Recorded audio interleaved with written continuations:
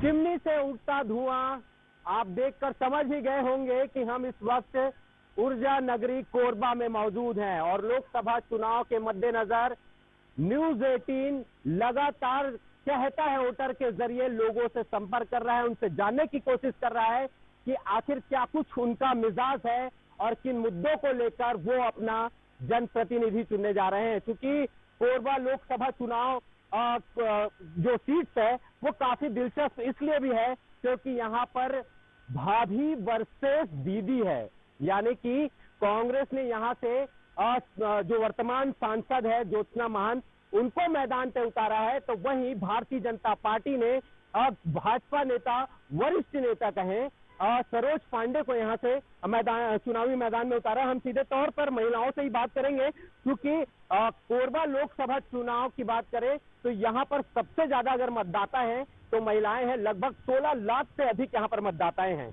और यही वजह है कि हम अगर शुरुआत करें तो महिलाओं से करें और यहाँ पर कैंडिडेट भी जो है वो दोनों तरफ से महिलाएं हैं। किस तरीके से इस पूरे चुनाव को आप देखती हैं, क्या कुछ मुद्दे हैं यहाँ के? सबसे बड़ी बात तो हमारी सरोज दीदी बिल्कुल निर्विरोध यहाँ कोरबा लोकसभा से जीत रहा है, इसका एक साक्षात परिणाम आपके सामने दिख रहा है क्योंकि एक भी कांग्रेसी या पदाधिकारी हो कांग्रेस की कोई भी व्यक्ति आज इस डिबेट में आपको दिखने को नहीं मिला होगा। दूसरी बात, एक दीदी हम लोग का सरकार बनने के बाद जो महतारी वंदन योजना जो लागू किए हैं वो बहनें इस योजना को लेकर बहुत ज्यादा खुश है और अभी जो मैनिफेस्टो में बहनों को लेकर लगातार मोदी जी की गारंटी पूरा होने की जो गारंटी का जो पूरी मैनिफेस्टो में 5 बिंदु महिलाओं के लिए है, इसको लेके भी महिलाएं बहुत ज्यादा उत्साहित है और हम लोग 100% यहाँ कोरबा लोकसभा क्या 11 का 11 सीट छत्तीसगढ़ से हम जीत कर जाए। चलिए, हमारे साथ एक वरिष्ठ पत्रकार है और लगातार यहाँ से पत्रकारिता कर रहे हैं गेंदलाल जी, उनसे जानने की कोशिश करते हैं कि क्या कुछ मुद्दे हैं सर यहाँ पर के, किन मुद्दों को लेकर यहाँ चुनाव लड़ा जा रहा है। हालांकि जिस तरीके से मैंने पढ़ा और जानकारी जैसे जुटाई है तो कांग्रेस का गढ़ बताया जा रहा है, किस तरीके से देखते हैं आप इसको, क्या सच में गढ़ है? वास्तव में कोरबा लोकसभा क्षेत्र की जो भौगोलिक स्थिति है उसके हिसाब से यह सीट कांग्रेस का गढ़ रहा है, लेकिन भारतीय जनता पार्टी अपने प्रयास से इस गढ़ को भेजने में भी सफल होती आई है। 2014 के लोकसभा चुनाव में भारतीय जनता पार्टी के प्रत्याशी ने यहाँ से जीत दर्ज की थी। यहाँ पर मुद्दे तो बहुत तेरे हैं, लेकिन उन मुद्दों की ओर किसी भी राजनीतिक दल के नेता का ध्यान जा रहा है ऐसा प्रतीत नहीं होता है। यहाँ पर रेलवे की समस्या है, उसको लेकर कोई बात करने को तैयार नहीं है। यहाँ पर भूस्थापितों की रोजगार की समस्या है, उस पर कोई बात करने को तैयार नहीं है। यहाँ पे हेल्थ की समस्याएं हैं, पूरे लोकसभा क्षेत्र में, केवल कोरबा जिले की बात नहीं है, उस पर कोई बात करने को तैयार नहीं है। प्रदूषण के मामले में कोई बात करने को तैयार नहीं है और पूरी राजनीति और पूरा चुनाव जो है वो केवल और केवल मतदाताओं के लिए लोक लुभावन वायदों पर सिमट कर रह गया है। जो लगातार यहाँ से कांग्रेस को मौका दिया है, बावजूद उसके यहाँ पर कोई विकास की गति जो है वो दिखाई नहीं दे रही। सबसे पहले आपके चैनल को मैं शुक्रिया अदा करता हूँ। कोरबा औद्योगिक क्षेत्र जो है ये हमेशा गंगा जमुनी तहजीब के लिए जाना जाता है। हम पार्टियों में बिखरे हुए लोग हैं, लेकिन हम इतना एक दूसरे का सम्मान करते हुए भी आपने देखा होगा कि कोरबा की जनता कभी कांग्रेस को कभी भाजपा को जिताती आई। हमने तीसरी ताकत बनाने की कोशिश की थी बहुजन समाज पार्टी के माध्यम से, गोंडवाना के माध्यम से, लेकिन आज वो पूरी तरह नहीं बन पाई। आज की जो लड़ाई है अभी वर्तमान में जो है कोरबा लोकसभा क्षेत्र में, यहाँ पर जो है भाजपा वर्सेस पब्लिक लड़ रही है और चरणदास महंत जी जो है आप देख रहे होंगे कि किस तरीके से कांग्रेस पार्टी के जो अकाउंट तो बंद किए जा रहे हैं, तमाम जो ईडी सीडी का तमाम जो दबाव बनाया गया। चलिए, मैं आपको एक आपको बता दे रहा हूँ, जानकारी दे रहा हूँ। कांग्रेस के कई लोगों को हमने संपर्क करने की कोशिश की कि एक बड़ा कहता है वोटर एक डिबेट चल रहा है, यहाँ पर आप आइए, लेकिन लगातार हमारे यहाँ के जो स्थानीय संवाददाता हैं उन्होंने संपर्क करने की कोशिश की लेकिन वो तो नहीं आए, लेकिन इंडिया गठबंधन के जो नेता है वो जरूर है। चलिए, आप अपना जवाब पूरा करिए। मैं मूल निवासी मुक्ति मोर्चा सामाजिक संगठन का मैं राष्ट्रीय अध्यक्ष हूँ मूल निवासी मुक्ति मोर्चा का। यहाँ पे औद्योगिक क्षेत्र है, लेकिन यहाँ पे जो जितने स्थापित संस्थान हैं उसमें बाहरी लोगों को बिल्कुल ज्यादा महत्व दिया जाता है। यहाँ के स्थानीय आदमी आप देखेंगे, यहाँ से मछली बेचने वाले से लेके तमाम जो चीजें हैं बाहरी आदमी का हम स्वागत करते हैं। ये कब से हो रहा है सर? ये तमाम जो वो कांग्रेस और भाजपा की बात मैं नहीं कर रहा हूँ, ये समाज कर रहा है, लेकिन किसी भी पार्टी ने इसके ऊपर उचित ध्यान नहीं दिया। लेकिन हम चाहते हैं कि इस मुद्दे पर जो हमने जो समर्थन किया है वो राष्ट्रीय मुद्दे पे किया है। आपको क्या लगता है कौन पार्टी इस पे ध्यान दे सकती है? ध्यान यही है कि अब ये पब्लिक, और आपने देखा होगा कि अब जनता जो है, अभी सरकारें जो है टोटल अभी एक निरंकुश सरकार के रूप में खड़ी हो चुकी है भारतीय जनता पार्टी। क्या लगता है किस तरीके से आप इस पूरे लोकसभा चुनाव को देखते हैं? 8 विधानसभा वाला ये लोकसभा कोरबा है, कहाँ है आज वो लोकसभा कोरबा? निश्चित रूप से कोरबा में हमारे जब भारतीय जनता पार्टी के सांसद थे उनके समय अच्छे विकास कार्य हुए। फिर 5 साल जैसे ही कांग्रेस के यहाँ पे चरणदास जी के पत्नी, वो जो धर्मपत्नी बनी यहाँ की सांसद, वो क्षेत्र से लगातार नगारद रही। उनकी भाजपा की कांग्रेस की सरकार रही, उसके बाद भी वह काम नहीं कर पाए, ये बड़ा दुखद विषय रहा। निश्चित रूप से कोरबा की जनता अपने आप को बहुत ठगा हुआ महसूस कर रही है और इस बार निश्चित रूप से 4 लाख वोट से कांग्रेस को हराकर भारतीय जनता पार्टी के यहाँ पे सांसद बनेंगे। चलिए आपसे पूछूंगा, मैं एज ए मतदाता आपसे पूछना चाहूंगा क्या कुछ मुद्दे हैं, किन मुद्दों को लेकर आप वोट करने जा रहे हैं?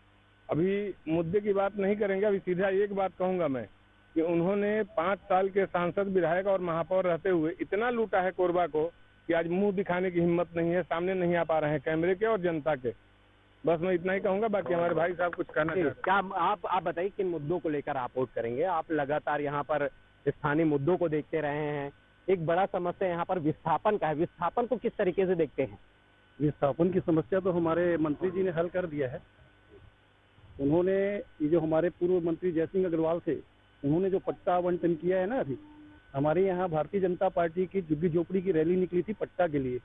उन्होंने आनंद फानन में 1 महीने के अंदर नकली पट्टा बना करके जनता को बांटा। उसमें ऐसे ऐसे निम्नलिखित टिप्पणियां हैं जिसके आधार पर वो पट्टा ही नहीं लग रहा, वो लगता है जनता को ठगा गया है। जैसे आप उसको दान भी नहीं कर सकते, उसको आप बेच नहीं सकते। अगर एक गरीब परिवार है, छोटी सी किराना दुकान खोलना चाहता है, तो अगर पट्टा मिल गया तो उसमें दुकान नहीं खोल सकता। एक ऐसा पट्टा है, ये ठगा है जनता को। हमारे छत्तीसगढ़ के लखनलाल देवांगन ने जो अभी कैबिनेट मंत्री बने, उन्होंने कहा है ये नकली पट्टा है, हम इसको निरस्त करवाएंगे और हमारे कोरबा की जनता को टैक्स के आधार पे और सभी को प्रधानमंत्री आवास मिले, ऐसा हम सुनिश्चित करेंगे। किन मुद्दों पे करेंगे? क्या लगता है आपको, क्या लगता है कि ये मुद्दा होगा और इस मुद्दे पर युवा वोट करेंगे? क्योंकि वो अगर वोट करेंगे तो लोग सबसे पहले ये चाहते कि पहले तो नौकरी, ठीक है, रोजगार। अब कांग्रेस वाले बोल रहे हैं रोजगार, अब तो कांग्रेस को रोजगार तो दे नहीं रही है, 70 साल से है, दे नहीं पा रही है। और एक पर वो तो कहते हैं कि 70 साल में आप 35 साल जो है वो भाजपा का ले लीजिए। भाजपा का ले लेते, चलिए मान लेते हैं हम, ठीक है। हमने कम से कम तरक्की तो दिखाई है, हमने तरक्की तो करके दिखाई है बीजेपी का। चाहे वो मोदी जी का, चाहे कोई सा भी योजना हो, सभी ने लाभ उठाया। हम यहाँ पर का जो लोकसभा क्षेत्र है, जो पिछली सांसद रही है, वो कोरबा की जनता मेरे ख्याल से उनको ज्योत्सना महंत के नाम से नहीं जानती होगी, जो लापता सांसद के नाम से जरूर जानती है। यहाँ का हर एक आदमी उनको लापता सांसद के नाम से जाना जाता है। और एक बात, उन्होंने ऐसी कौन सी उपलब्धि 5 साल में दिखा दे कि उन्होंने काम किया है। मोदी की गारंटी में महतारी वंदन योजना प्रमुखता से लाया जा रहा है और इस मुद्दे को लगातार जो है भारतीय जनता पार्टी महिलाओं के बीच लेके जा रही है। आपको मिल रहा है? सभी को मिल रहा है, नहीं छूटी, कोई बेटी नहीं छूटी। और मोदी जी की गारंटी सभी विषयों पे है, खाली महतारी वंदन पे नहीं है। उन्होंने पूरी जनता के लिए हमेशा काम किया है, बुजुर्गों के लिए, बच्चों के लिए, बड़ों के लिए, महिलाओं के लिए, सबके लिए गारंटी उनकी, मोदी जी की गारंटी एकदम 101%। आपको सबसे अच्छी गारंटी कौन सी लगती है? मुझे तो सारी गारंटी अच्छी लगती है, क्योंकि उन्होंने दिया है और सब उससे लाभ उठा रहे हैं। इस पूरे चुनाव को किस तरीके से देखिए? चुनाव तो भारतीय जनता पार्टी भी लड़ती है, कांग्रेस भी लड़ती है, पूरे दमखम के साथ वो मैदान में उतरती है और पूरे वादों के साथ, पूरे जोश के साथ वो वादा करती है कि आपके मुद्दों को हम पूरा करेंगे, आपकी समस्याओं को दूर करेंगे। लेकिन विस्थापन की स्थिति आप देख लीजिए, आप नौकरी की स्थिति की देख लीजिए, और यहाँ पर जो सबसे बड़ा समस्या है वो प्रदूषण है। आज भी यहाँ पर बिजली तो हम दे रहे हैं, आज भी हम यहाँ कोयला तो दे रहे हैं, आज भी हम यहाँ से हमारी पानी और तमाम जो सुविधाएं हैं, वो तो दे रहे हैं हमारी राज्यों को, लेकिन हम खुद पीड़ित हैं, बिजली की समस्या से जूझ रहे हैं। बिल्कुल, ये बहुत दुर्भाग्यजनक बात है कि पूरे छत्तीसगढ़ को अपनी बिजली देने वाला कोरबा खुद बिजली से वंचित है। और हम घर घर के बाहर देखते हैं तो जनरेटर लगे हुए हैं, सर मैं जवाब तो आप ही से लूंगा, क्योंकि सीधे तौर पर आरोप है कि इतनी बड़ी जो राशि है उसका उपयोग ना करके। देखिए, कोरबा की जनता बहुत ही शानदार जानकार है। पिछले बार ही ऐसा लगता था कोई बीजेपी का आदमी दिखता नहीं था कि झंडा भी नहीं लगा सकता था विधानसभा में। इस बार ऐसा लग रहा है कि लोगों को कि कांग्रेस इस बार नहीं दिख रही, लेकिन आम जनता जो है बहुत होशियार है और मुझे लग रहा है कि अंदर में जो पक रही है खिचड़ी वो बहुत ही विशाल रूप लेने वाली है और निश्चित रूप में सारे मुद्दों का जो जवाब है वो जनता देने वाली। कांग्रेस की एक सही में जो बोलते हैं हर टीवी पेपर में अक्सर सुनने को मिलता है, वो सही में डूबती नैया है। मैं 35 साल कांग्रेस में रहा। क्या ऐसा दुखों के टिकट मांग रहे थे? नहीं, एक साथ हमने जो भी कांग्रेस के जितने 4000 पदाधिकारी थे, हमने सभी भाजपा ज्वाइन किए। और आज की अच्छा, आप कांग्रेस नहीं जोगी कांग्रेस से थे? जोगी कांग्रेस, ठीक है। उसके पहले कांग्रेस था, ठीक है। तो मैं आपसे इतना ही बताना चाहूंगा आदरणीय कि आज के तारीख में कांग्रेस की सुपड़ा पूरा साफ है और जो भी बोल रहे हैं वो मजबूरी मत बोल रहे हैं, अंदर से वो भी बीजेपी को भी आशीर्वाद दे रहे हैं। और 1 से 1% सरोज पांडे दीदी 3 से 4 लाख वोट से जीते। यहाँ तो भाजपा का ही जीत होगा। क्यों? इसलिए कि 5 साल जो कांग्रेस का सरकार रहा यहाँ, नोट के बल पे वोट को ही बढ़ावा देते रहा और जो गंभीर आरोप लगा रहे हैं आप। नोट के बल पे ही वोट, और उसी का विधानसभा में आम जनता जवाब भी दी। दादा क्या नाम है आपका? राम मसाओ। आइए आगे आइए। क्या करते हैं आप? एसीसीएल में रहे। एसीसीएल में रहे हो? अभी रिटायर हो गए? तो जमीन अधिग्रहण कोई से का तुम्हार?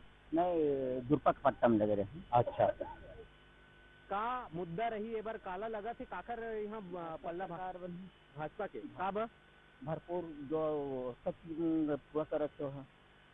हमारे साथ और भी कुछ लोग हैं। आप बताइए सर, किस तरीके से आप लोकसभा चुनाव को देखते हैं? कोरबा लोकसभा जो है 8 विधानसभा में बटा हुआ है, आदिवासी बाहुल्य है। क्या लगता है आदिवासियों के लिए काम किया गया है?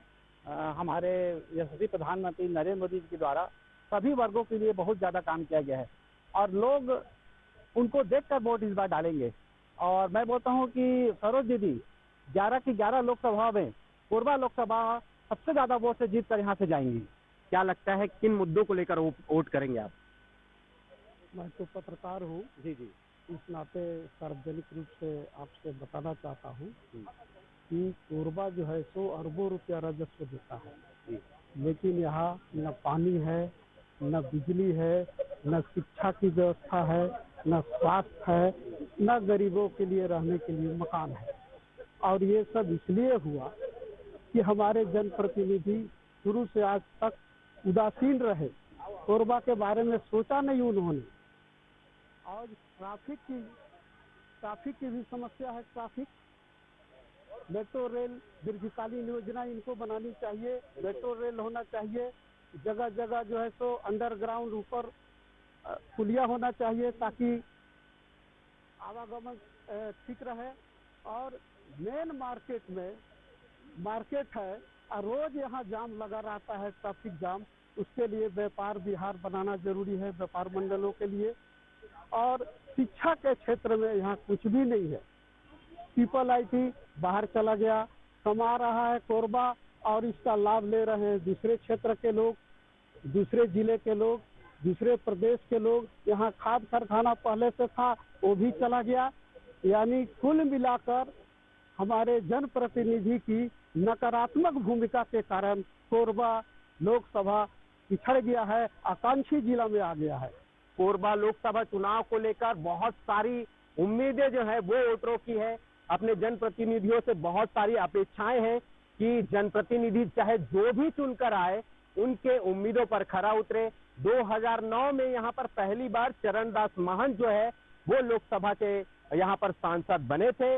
उसके बाद 2014 लोकसभा चुनाव में यहाँ पर भारतीय जनता पार्टी के प्रत्याशी यहाँ पर चुनाव जीत कर आए थे। उसके बाद 2019 का भी चुनाव हुआ, यहाँ से डॉक्टर ज्योत्सना महंत जो चरणदास महंत की धर्मपत्नी है वो यहाँ से जीत कर आई थी। लेकिन 2024 का चुनाव काफी दिलचस्प है क्योंकि यहाँ पर दीदी वर्सेस भाभी देखा जा रहा है और ये जो जनता है वो अपने सवालों को भी इस टीवी चैनल के माध्यम से, न्यूज़ 18 के माध्यम से पूछना चाहती है कि आखिर जो उनके मुद्दे थे, उन मुद्दों पर उनका जनप्रतिनिधि कितना खरा उतरा, क्या उनकी अपेक्षाओं पे वो जनप्रतिनिधि जो चाहता था वो उससे काम हुआ, इन तमाम विषयों को लेकर जो चर्चाएं हैं वो गर्म है। हालांकि अब जो तीसरे चरण का जब मतदान होगा तो 7 तारीख को यहाँ पर चुनाव होगा, उस दौरान जो जनता है वो खुलकर अपनी बातों को ईवीएम में अपनी जवाब देगी और 4 जून को इस पूरे मामले का, इस पूरे परिणाम का जो है वो सामने आ जाएगा कि आखिर जनता ने किसको आशीर्वाद दिया है, दीदी को दिया है या भाभी को दिया है, ये तो खैर आने वाला वक्त बताएगा। मुझे दीजिए इजाजत, मेरे साथी अब्दुल असलम के साथ मैं उमेश मौर्य, कोरबा।